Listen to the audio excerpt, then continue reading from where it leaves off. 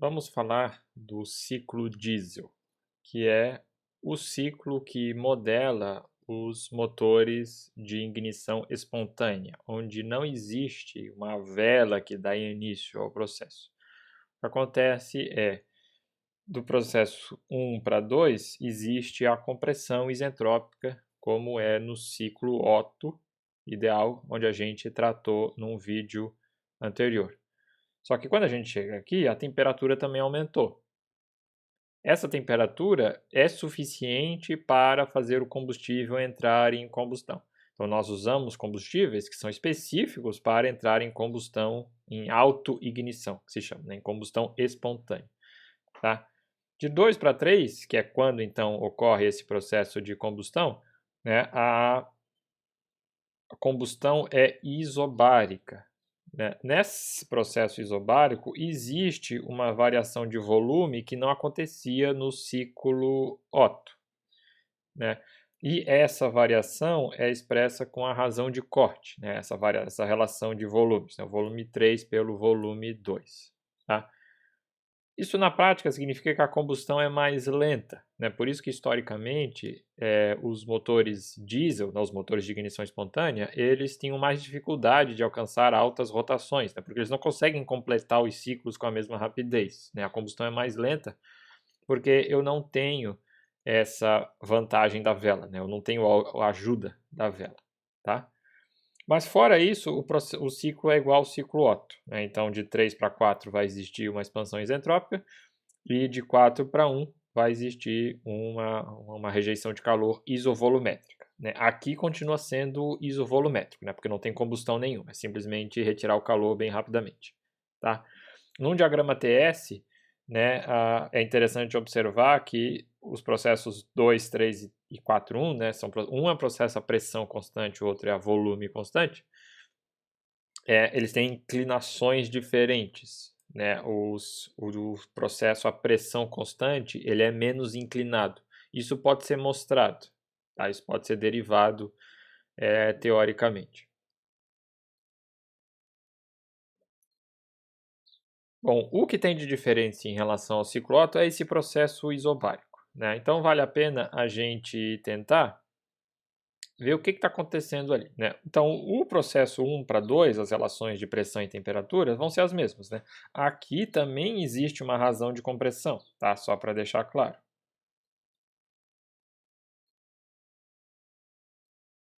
Tá? Isso também é um parâmetro do ciclo diesel também. Tá? Então, o que vai acontecer no processo isobárico? Bom, P2 é igual a P3, né? Agora usando uma relação de gás ideal, né? Isso aqui é RT2 sobre V2, que é igual a RT3 sobre V3. Né? A gente pode dividir pelo R, né, que é a constante do gás, dos dois lados. Isso aqui vai ter, então, T3 sobre T2 é igual a V3 sobre V2, que é a razão de corte. Tá? Uma relação bem linear, né? A gás ideal. Agora, ao fazer uma análise de primeira lei, é que aí tem que tomar cuidado.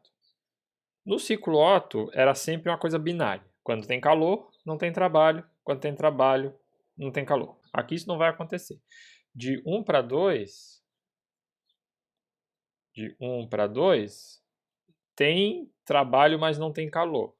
É um processo adiabático, ele é isentrópico.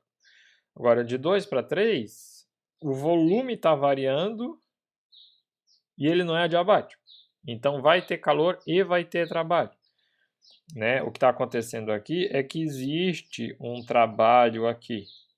Né? Existe esse trabalho aqui. Né? O trabalho de expansão está quebrado em duas partes. Né? Aqui existe um trabalho de compressão, né, que entra, né? O pistão faz trabalho sobre o cilindro, mas ali não. Né? Aqui vamos chamar de trabalho P, né, de pressão constante, e aqui trabalho S, né, de entropia constante, tá? Só para diferenciar. Então, na hora de fazer a análise de primeira lei, a gente tem que tomar cuidado. Então, como é que vai ficar a primeira lei? Né? U3 menos U2 é igual a o calor que entra menos o trabalho que sai. né? Primeira lei, o trabalho está saindo. Só que o que é U3 menos U2? Isso daí é uma relação de gás ideal. Isso aqui é CV T3 menos T2, né? E agora aqui o calor de entrada. Só que o que é o trabalho? O trabalho, se a pressão é constante, né? Isso aqui é um P2, é V2 menos V3.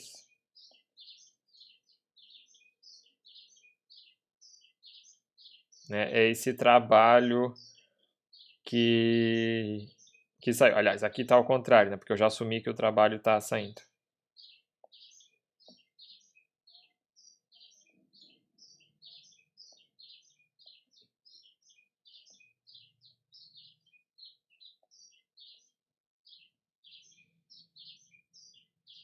Tá?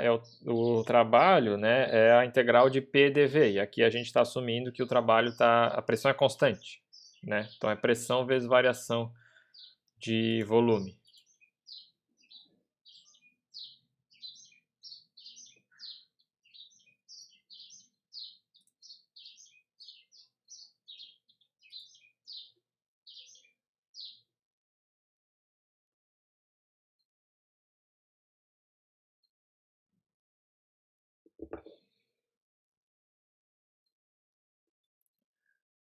Então, eu posso colocar assim, o calor de entrada, né, vai ser o U3 menos o 2.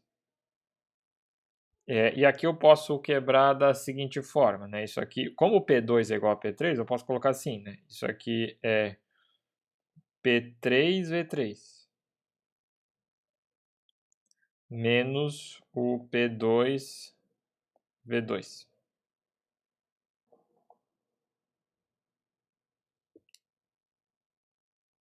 Só que o que é U3 mais P3V3? Isso aqui é o H3.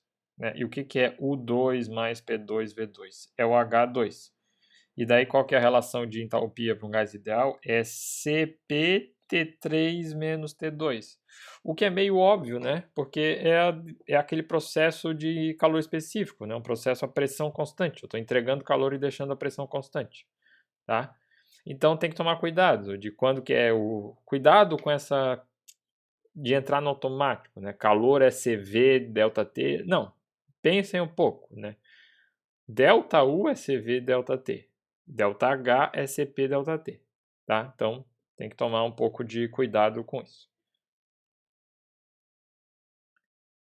Não vou fazer aqui, tá? Recomendo que vocês tentem fazer essa análise do ciclo diesel certinha, tá? E derivem uma expressão para a eficiência do ciclo diesel, tá? Vocês vão ver que ela é dessa forma, tá? Em relação ao ciclo Otto, né, vai aparecer esse termo aqui. Se a gente olha aqui na direita, a eficiência em relação à razão de compressão, né, que é o que a gente está chamando de Rcomp, né?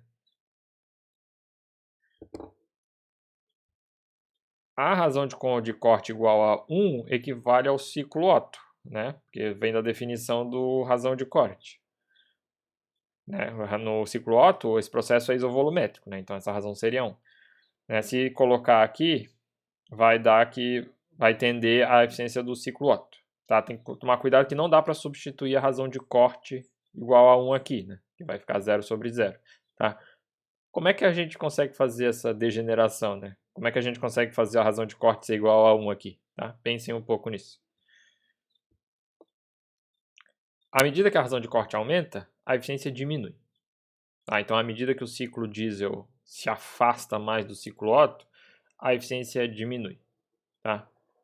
Mas por que a gente usaria o ciclo diesel, então, né, se a eficiência é menor? Porque ele trabalha em razões de compressão bem maiores do que o ciclo Otto. Né? No ciclo Otto, a gente estava ali de 8, 10, 11, 12. Né? Aqui a gente está nessa faixa aqui, ó, de 12 até 22, 23 mais ou menos é comum acontecer. Então, essa maior razão de compressão compensa essa razão de corte. Então, é um equilíbrio, né? A gente não consegue usar o ciclo Otto em razões de compressão mais altas, então a gente tem que usar o ciclo diesel, que aguenta razões de compressão mais altas, né? O ideal seria conseguir usar o ciclo Otto, né, em temperaturas maiores, mas devido a como que o combustível funciona ali, né, com a ignição, não dá para fazer isso, tá? E existe um outro fator econômico que o óleo diesel, geralmente ele é subsidiado pelos governos, né? Ele tem a sua distribuição muito mais controlada, né? Ele é reservado principalmente para o transporte rodoviário, né? Então, também existe uma restrição ao uso de motores diesel em relação a isso, tá? Mas atualmente eles são os motores mais eficientes do mercado.